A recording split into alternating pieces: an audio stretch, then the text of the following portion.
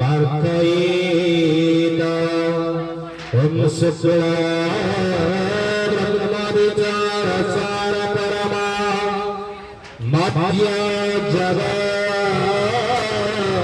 व्यापिनी वीणा पुस्तकधारिणी मभयना जगन्धकरा हस्ते स्फटिकमालिकं निदधति पद्मासने संस्थिता